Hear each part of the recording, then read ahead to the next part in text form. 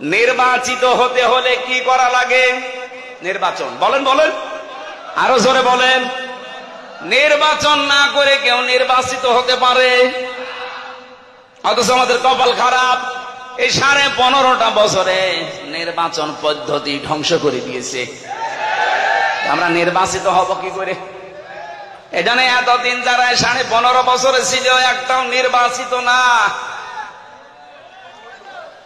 নির্বাচন হওয়ার আগে 154 জন হয়ে যায়, আবার নির্বাচন যেদিন হবে তার আগের রাতে হয়ে যায়। আপনি কি রাগ করলেন? এ যেতে বা শব্দটা আয়াতে আছে সূরা হজ 78 নম্বর আয়াতের মাঝের অংশে আছে। আল্লাহ বলেন, আমি নির্বাচনের মাধ্যমে তোদেরকে নির্বাচিত করেছি, আমি করেছি। হোয়াজতাবাকুম, তোমাদেরকে আমি আল্লাহ নির্বাচিত করেছি। তাফসিরে পড়েছি নির্বাচিত করা লাগে নির্বাচনের মাধ্যমে। যারা নির্বাচন ব্যবস্থায় ধ্বংস করে দিলেন, আপনার এই আল্লাহর এই আয়াত মানেননি। এক কথা বলেন না কেন? এই পদ্ধতিটা ফিরিয়ে আনা দরকার।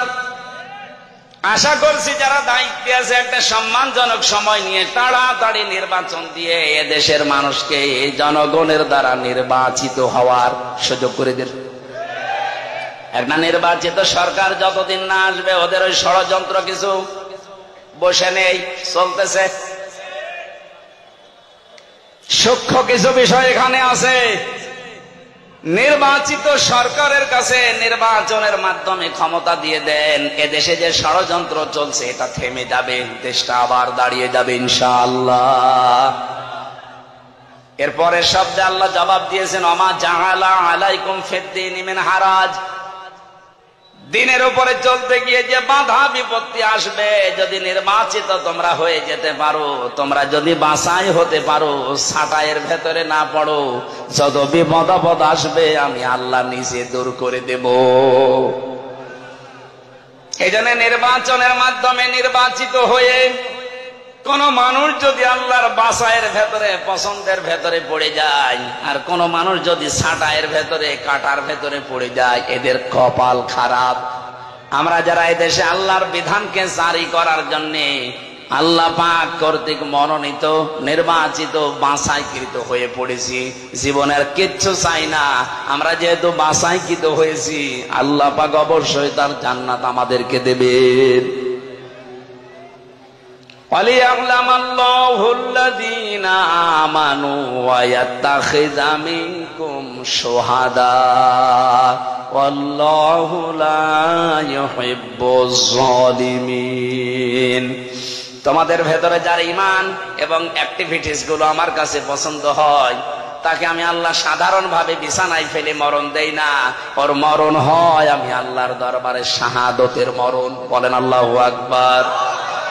এজন্য আমাদের জীবন আমরা যখন পড়েছি কুল ইন্না সলাতি ওয়া নুসুকি ওয়া মাহইয়ায়া ওয়া মামাতি লিল্লাহি রাব্বিল আলামিন, এটা যেহেতু আমি মন দিয়ে, মনে প্রাণে মুখ দিয়ে উচ্চারণ করে বিশ্বাস নিয়ে পড়েছি, সুতরাং দুনিয়া একদিকে হয়ে গেলেও এই রাস্তা থেকে আমারে কেউ সরাতে পারবে না। আমার জীবনের টার্গেট এইটা। আমি নামাজ পড়ি যার জন্য, আমি বেঁচে আছি যার জন্য, মারাও যাব তার জন্য। আমার যে নুসুক, আপনি তাফসিরে দেখবেন নুন সিন কাফ, নুসুক শব্দের অর্থ 3টা। 1 নম্বরে নুসুক মানে এই যে রক্ত প্রবাহিত করা হয়, এর নাম আরবিতে নুসুক বলে, যেটা কোরবানি বলে জানি। 2 নম্বরে হজের ক্রিয়াকলাপ কার্যক্রম। 3 নম্বরে ইবাদত বন্দেগী। আমি যা করছি, হজ করি, নামাজ পড়ি, রোজা রাখি, আমার শারীরিক মানসিক চিন্তার যে ইবাদত বন্দেগী আছে, এমনকি আমি যা জবাই করি সব আমি আল্লাহকে দিয়ে দিয়েছি। বলেন সুবহানাল্লাহ। আমাদের জীবনে হতাশা বলে কিছু নেই, কারণ হতাশা থাকবে তাদের জীবনে যে মানুষগুলো আল্লাহর এই নামাজকে আদায় করবে না। ইন্নাল ইনসানা খুলিকা হালুআ ইযা মাসসাহু শাররু জাযুআ ওয়া ইযা মাসসাহুল খায়রু মানুআ ইল্লাল মুসাল্লিন। রাব্বুল আলামিন বলেন, অবশ্যই আমি মানুষকে বানিয়েছি অস্থির চিত্ত দিয়ে, এ সব সময় ব্যস্ত। মানুষ সব সময় ব্যস্ত, কোন নিয়ামত পেলে সে কৃপণ হয়ে যায়, আর কোন অশুভ কিছু আসলে, কোন ক্ষতি, কোন অকল্যাণ, কোন কষ্ট যদি স্পর্শ করে তাকে, সে তখন হতাশ হয়ে যায়। এই গুণগুলো বলতে বলতে হঠাৎ আল্লাহ আলোচনার ধরন পাল্টিয়ে দিয়েছেন। আল্লাহ কিন্তু ভালোই বলছিলেন, ইন্নাল ইনসানা খুলিকা হালুআ ইযা মাসসাহুশ শাররু জাযুআ ওয়া ইযা মাসসাহুল খায়রু মানুআ। হঠাৎ আলোচনার ধরন পাল্টিয়ে চলে গেছেন অন্য লাইনে। আল্লাহ বলেন ইল্লাল মুসাল্লিন, এই সমস্ত গুণ পৃথিবীর সব মানুষের ভেতরে আছে। এরা সবসময় অস্থির, এরা বিপদ আসলেই হায় হতাশ করে, আর নিয়ামত পেলে কৃপণ হয়ে যায়। কিন্তু তারা নয় যারা মুসল্লি। কারা? কোন মুসল্লি? আল্লাযীনা হুম আলা সালাতিহিম দাঈমুন, যারা তাদের নামাজে নিয়মিত। আমার মনে হয় এই আয়াতটা থেকে বাংলাদেশ জামাত ইসলামী, ইসলামী ছাত্র শিবির আর ইসলামী ছাত্রী সংস্থা একটা পয়েন্ট নিয়েছে। ওনারা যাই নামাজ পড়বে ওনাদেরকে লিখে রাখা লাগে যে আমি আজকে এই কয়েকটা নামাজ পড়েছি। আপনি এক ওয়াক্ত নামাজ পড়েন, দুই ওয়াক্ত পড়েন, আপনি মুসল্লির ভেতরে নেই। আপনাকে নামাজ দাঈমুন নিয়মিত পড়া লাগবে। এজন্য আপনি জামাতে পড়লেন না একা পড়লেন, ওইটাও লেখা লাগে। এক কথা বলছেন না? আপনার জীবন পরিবর্তনের জন্য সিলেবাসটা খুব জরুরি। আপনি যদি এখানে নাও আসতে চান, শুধু সিলেবাসটা কাছে রাখেন, 6 মাস আপনি কাছে রাখলে আপনার জীবন পাল্টাতে বাধ্য। আরে ভাই, আমি নিজে তো পরীক্ষিত। 6 মাস রেখে দেখেন না কেন? আপনার জীবন যদি উচ্ছৃঙ্খল থাকে, বিশৃঙ্খলায় পরিপূর্ণ থাকে, আশা করছে আপনার জীবনকে আপনি কন্ট্রোলে নিয়ে আসতে পারবেন। আপনাকে আমি দাওয়াত দিচ্ছি না যে আপনি শিবির করেন, জামাত করেন, দরকার নেই। আপনার জীবনকে যদি সুগঠিত, সুশৃঙ্খল, সংগঠিত করতে চান, একেবারে লাইন মতো তুলতে চান, আল্লাহর এই আয়াতগুলোর পরে যে ইল্লাল মুসাল্লিন আল্লাহ দিয়েছেন, এটা যদি বাস্তবে দেখাতে চান, এই ফর্মটা একটু দোকান থেকে কিনে নিয়ে হলেও পূরণ করেন। দেখবেন, আমি কসম দিয়ে বলছি, আপনি পাল্টিয়ে যাবেন। কারণ এই ফর্মগুলো সব কোরআনে কারিম থেকে ধারাবাহিক ভাবে নিয়েছে। সুবহানাল্লাহ বলতে পারেন না? আমি যেটা তুলেছিলাম ইব্রাহিম নবীর জীবন নিয়ে, ওনাকে আল্লাহ বলছেন আমি নির্বাচিত করেছি, ছাঁটাই করে দেই কাউকে, কাউকে বাছাই করি, এটা আমি আল্লাহর নীতি। এই জন্য আমরা যারা একামতে দিনের লাইনে আছি এই বাংলাদেশে, তারা হীনমন্যতায় ভুগবেন না, ছোট মনে নিজেকে কখনো ছোট মনে করবেন না। আপনি পৃথিবীতে সবচাইতে দামি মানুষ, কারণ আল্লাহ আপনাকে নির্বাচিত করে ফেলেছে। আল্লাহ তার দ্বীনের জন্য আপনাকে ছাঁটাই করেনি, বাছাই করে নিয়েছে। আর এইটাই তোমাদের জাতির পিতার আদর্শ। এরপরের শব্দে আছে মিল্লাতা বিকুম ইব্রাহিম হুয়া সাম্মাকুমুল মুসলিমিন। বলেন আল্লাহু আকবার। আমি যেখান থেকে কথা তুলেছিলাম আপনাদের মনে আছে কিনা দেখেন তো। আমাদের জাতির পিতা হযরত ইব্রাহিম আলাইহিস সালাম দোয়া করেছিলেন মক্কার জমিনে, হে আল্লাহ, তুমি আমার এই সন্তান এবং স্ত্রী এর পরবর্তী প্রজন্মদের জন্য রিজিক হিসাবে গোশত এবং দুধের ভেতরে বরকত দিও। দেখবেন পুরা আরব জাহানের ভেতরে বাংলাদেশের মতো 14টা দেশ জোড়া দিলে যত বড় হবে, পুরা আরব জাহান এত বড়। আমি তো বহু জায়গায় ঘুরেছি হজের সময়, মাত্র 7 দিন 5 দিনে তো হজ হয়ে যায়, বাকি সময় 45 দিন আমি কি করব? গাড়ি ভাড়া করে হোক আর বিমানে টিকিট কেটে বিভিন্ন প্রদেশে খালি ঘুরতাম। দেখেছি শুধু মক্কাতে দুধ আর গোশতের ভেতরে ওই ইব্রাহিম নবীর দুয়ার ফসল এখনো চলছে, এখানে কোনো অভাব নেই, কিন্তু অন্য ফসল পাবেন না। বাকি অন্যান্য প্রদেশে যান, তাইফে গিয়ে দেখেছি পাহাড়ের উপরে শহরটা, অথচ ফল ফলাদি ফসলাদির কোনো অভাব নেই। নাটোরবাসী আল্লাহর তাকওয়া যদি অবলম্বন করি, আল্লাহর প্রতি ঈমান এনে জমিনে আমরা আবার আল্লাহর বিধানগুলো প্রতিষ্ঠা করার মাধ্যমে দেখাতে পারি, কসম খোদার যে অভাবগুলো চলছে, যে সিন্ডিকেট গুলো চলছে, এইটাও বন্ধ হয়ে যাবে। একটা গোপন কথা শোনাচ্ছি, আজকে শুনে আসলাম। তাই 2 মাসের ভেতরে এই দেশে আমরা যারা মাজলুম ছিলাম, খালি জালেমদের ওই 14 দল বাদ দিয়ে যারা মাজলুম ছিলাম এই মানুষগুলো যদি এখনো এক হতে না পারি। আপনি আজকে মির্জা আব্বাসের বক্তব্য দেখেছেন, উনি বলছে জামাত আর বিএনপি আমরা সবাই মিলে দেশকে সাজাতে চাই। উনি পাকা খেলোয়াড়, পাকা রাজনীতিবিদ, আন্দাজে আবেগে কথা বলা লোক না। যা বলেছে চিন্তা ভাবনা করে বলেছে, আপনি একা পারবেন না। আরে ভাই, আপনিও মুসলিম, আমিও মুসলিম, সালেমরা সব আমাদের এক জায়গায় রেখেছিল।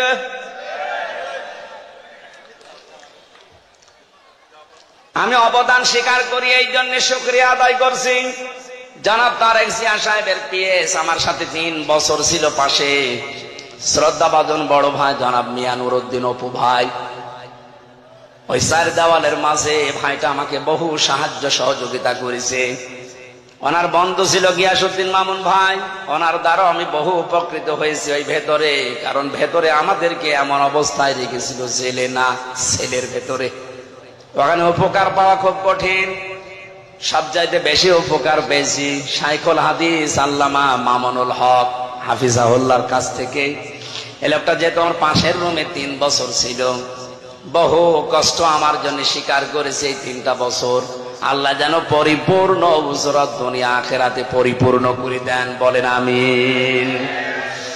2 মাসের ভেতরে যদি আপনি এখনো নিজেকে সংশোধন করে পথে আসতে না পারেন, এই যে কোরআন আমার সামনে, আল্লাহর কসম ওহুদের ময়দানের মতো আবার বিপর্যয় আসতেছে। ওহুদের ময়দানের ঘটনা কি? প্রথম দিকে কিন্তু মুসলমানেরা বিজয় পেয়ে গিয়েছিল, কথা বলেন না কেন? বিজয় পাওয়ার পরে যখন আনন্দে আত্মাহারা হয়ে গনিমতের মাল গোছানোর জন্য, জোগাড় করার জন্য, নেওয়ার জন্য ব্যতিব্যস্ত হয়ে পড়েছে, তখনই কিন্তু মারা পড়েছে। কথা বলেন না কেন? 5 আগস্টের পর থেকে বিজয় পেয়ে অনেকে এখন ওই সাহাবীদের মতো শুরু করেছে, গনিমতের মাল পেয়েছে যেখানে যা। আর এই সুযোগে খালিদ বিন ওয়ালিদের মতো অনেকেই কিন্তু ঘুরে বেড়াচ্ছে। এই জন্য আমরা মুসলিম যারা আছি সব এক হয়ে যেতে চাই। এই কথা বলছেন আমার? মুসলিমদের কোনো দল নেই, মুসলিমরা সব এক। আপনার বিরুদ্ধে 313টা মামলা ছিল, আমার বিরুদ্ধে 50টা মামলা ছিল। আপনি তাকান, এখানে যত মানুষ বসে আছে ওই 14 দল বাদ দিয়ে প্রত্যেকের অবস্থা একই। আমাকে যিনি খাবার দিয়ে যেত, বললাম ভাই কয়টা মামলা, কি করেন? বলে বাড়ি বড়গোনায় বিএনপি করি। 313টা মামলা। বলেন তো, 313টা মামলা দিয়েছে ওরে। ওরা মুসলিম মানুষ না? আমার তো মনে হচ্ছে 1500 বছর পরে বাংলাদেশে এখন উহুদের ময়দান কায়েম হয়েছে। এখন আমরা যদি শিক্ষাটা নিতে না পারি, আমরা কিন্তু ধরা খাবো। কেউ বাঁচাতে পারবেন আমাদেরকে। সুতরাং আমরা সাবধান।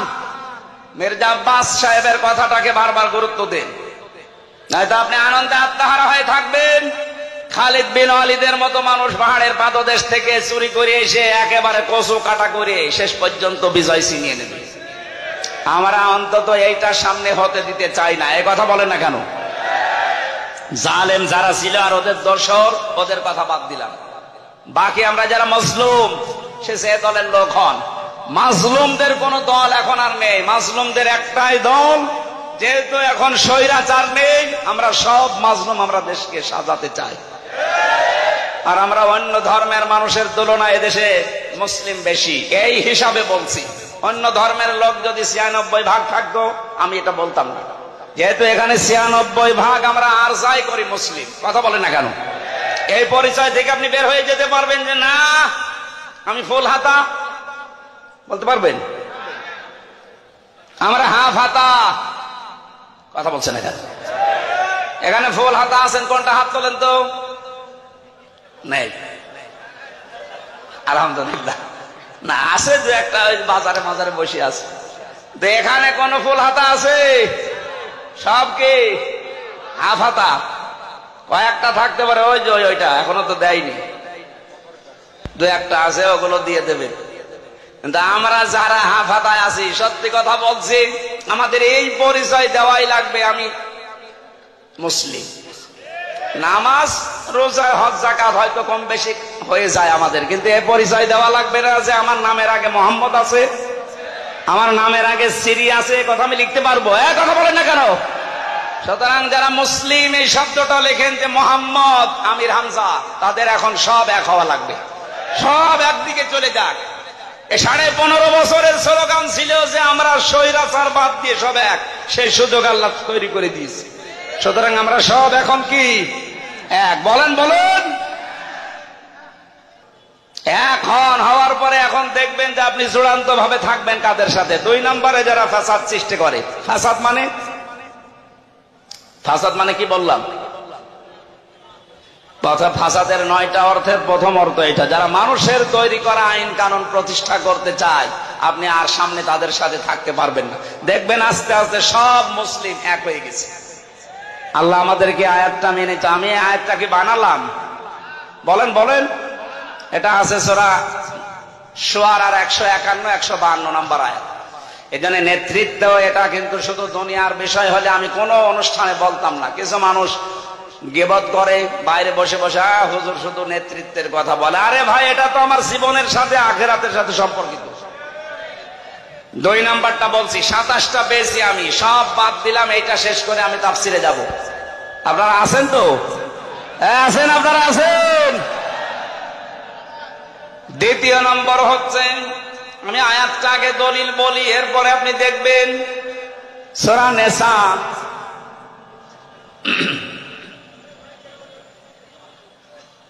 5 নম্বর পারার 2 নম্বর পৃষ্ঠা 11 নম্বর লাইনের 34 নম্বর আয়াতের প্রথম অংশে আছে, আর রিজালু কাওয়ামুনা আলান নিসা। আল্লাহ পাক বলেন এই পৃথিবীতে নেতৃত্ব দেবে পুরুষেরা, মেয়েরা থাকবে তাদের আন্ডারে। এই আয়াতটা বানিয়েছে কে? না আমি এখন বানালাম? কথা বলেন কে? এই আয়াত দ্বারা প্রমাণিত নেতৃত্বের ভার পড়বে পুরুষের উপরে, আর মেয়েরা থাকবে তাদের আন্ডারে। এই আয়াত যদি আমরা 100% বিশ্বাস করি, এখানে যারা আছেন সারা বাংলাদেশে যেহেতু 96% মুসলমান, এই হিসাবে বড় আশা নিয়ে আয়াতটা পড়লাম, আগামী কিয়ামতের আগ পর্যন্ত বাংলার চেয়ারে কোন মহিলা যেন নেতৃত্বে বসতে না পারে। হ্যাঁ, পুরুষ মানুষ আসুক, কথা বলেন না কেন? যেই মহিলা থাকবে সেখানে আপনি থাকবেন না, এটা মনে হয় রাজনীতি। হ্যাঁ, এটা রাজনীতি। এবার আল্লাহকে আজকে রাতে জিজ্ঞাসা করবেন, আল্লাহ সূরা নিসার 34 নম্বর আয়াতের প্রথম অংশ মনে হয় ঠিক হয়নি, কারণ আমাদের দেশে এটা আছে, আপনি এ কি করলেন? এটা অন্তত তুলে সৌদি আরবে দিয়ে দেন, হবে? আয়াতের ব্যাখ্যা একটা হাদিস পড়েছি, এই যে আমরা সফল হতে পারি না কেন? নবীজি বলেন, ক্বালান নবিয়্যু সাল্লাল্লাহু আলাইহি ওয়াসাল্লাম, লা ইউফলিহা কওমুন, ওই জাতি কখনো সফল হচ্ছে না, হবে না, যে জাতির নেতৃত্বে আছে, নেতা হয়ে আছে কোন মহিলা। এবার আপনার বিবেকে যা বলে আপনি তাই করেন। আজকের তেলাওয়াত কিন্তু আয়াতের সাবজেক্ট আকারে কথা বলার জন্য আমার আলোচনার বিষয় হচ্ছে দোষারোপ। কি বললাম? শব্দটা শুনতে যত ছোট মনে হচ্ছে, বিষয়টা অনেক বড়।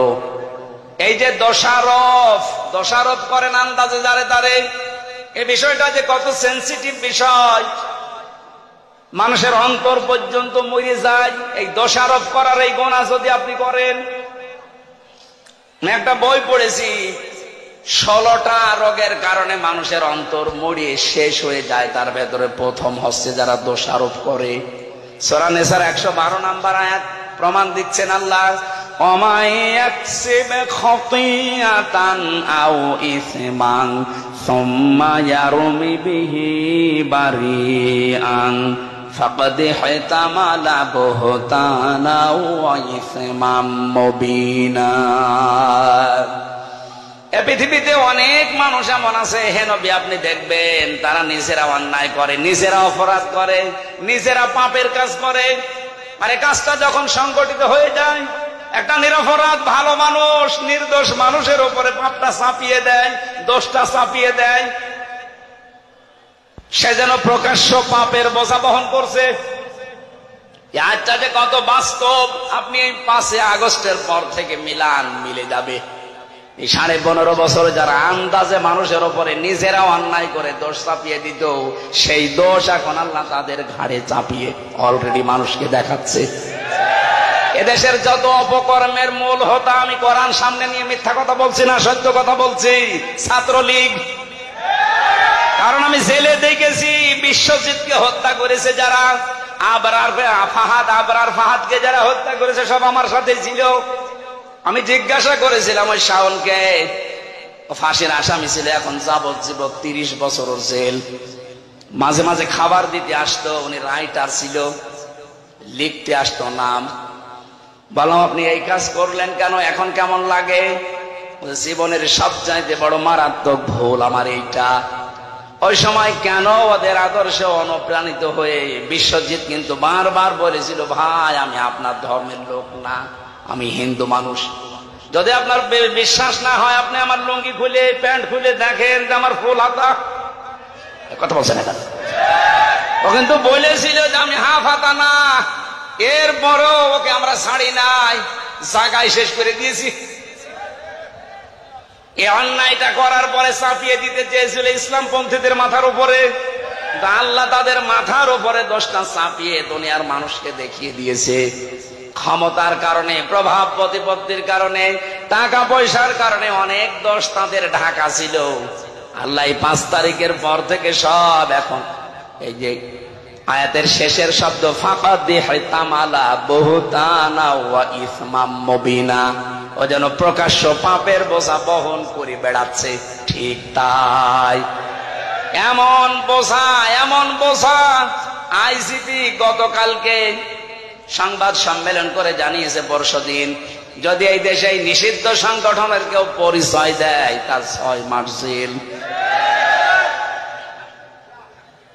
প্রতিদিন এখন দেখতে পাচ্ছেন নিষিদ্ধ সংগঠনের গোপন বৈঠক থেকে 21 জন আটক।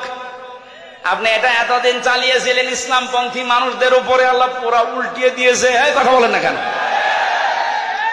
এই জন্য নিজে অন্যায় করার পরে যদি কোনো নিরপরাধ মানুষের উপরে চাপিয়ে দেন, ওই দোষটা দুনিয়াতে আল্লাহ আপনাকে দিয়ে করাবে, এরপরে আপনার মরণ হবে। আজ বাংলাদেশে 49 বছর 53 বছর অবিচার চলছে, একটাই কারণ, এইটা প্রতিষ্ঠিত নেই আইন ব্যবস্থায়। এটা যদি বিচারালয়ে, প্রশাসনে, সংসদে সত্যি আমরা নিয়ে যেতে পারি, নবীজির গ্যারান্টি হচ্ছে অমান হাকামা বিহি আদালা, এটা বিচার ব্যবস্থায় নিয়ে যান, ন্যায় বিচার কায়েম করে দেবে। এর উপরে আমাদের বিশ্বাস এখনো পরিপূর্ণ আসে না। এই জন্য একে বাদ দিয়ে আমরা তৈরি করা আইন বিশ্বাস করে ওখানে নিয়ে যাই। মানুষের তৈরি করা আইনগুলো ওখানে যাবার পরে দেখা যায় ন্যায় বিচারের তুলনায় আরো দিন দিন অবিচার বেড়ে যাচ্ছে। আরে আমার নয় অন্য কিছু ভাবলাম, আমি সবার কথা বাদ দিলাম, শুধুমাত্র ইসলামী আন্দোলন করার কারণে আমার যতটুকু দেখা চোখে, জামাতের আমির যিনি ডাক্তার শফিকুর রহমান যে বারবার জেলে যাচ্ছে নিজের ব্যক্তিগত কোনো কারণে না, দোষে না, শুধু ইসলামী আন্দোলন করার কারণে। ন্যায় বিচার থাকলে ওনারে এই বছরের পরে বছর জেল না, 1 সেকেন্ড ওনারে জেলে রাখার কোন সম্ভাবনা নেই, কোন অধিকারও থাকবে না। অনেকেই যারা উল্টা পাল্টা দোষ দেওয়ার মন মানসিকতা করেন, আরে ভাই উনি এসেছে ওইরকম লাইন থেকে, উনি মুক্তিযোদ্ধা পরিবারের সন্তান, উনি বাম রাজনীতি করতে করতে এসেছে, ওনারে যে আপনি উল্টা পাল্টা দোষ লাগিয়ে দেবেন যে আপনি আলবদর আর শামস, আপনি রাজাকার, আপনারা নিজেরা তখন ধরা খাবেন, কারণ ছাত্রলীগ থেকে উঠে এসেছে। এখন মাঝে মাঝে সেজদা দিয়ে কাঁদে, রব্বুল আলামিন তুমি দয়া করে আমাকে যে একামতে দিনের খাদেম বানিয়েছো, যদি ওই অবস্থায় আমি থাকতাম আজ আমি জাহান্নামের পথে দৌড়াতাম। এইরকম কিছু মানুষ আল্লাহ বাংলাদেশে যেন তৈরি করে দেয়, যারা আজ না বুঝে একামতে দিনের বিরোধিতা করেন। আপনিও যদি ডাক্তার শফিকুর রহমানের মতো বুঝতে পারেন, দেখবেন আপনিও খাদেম হয়ে যাবেন।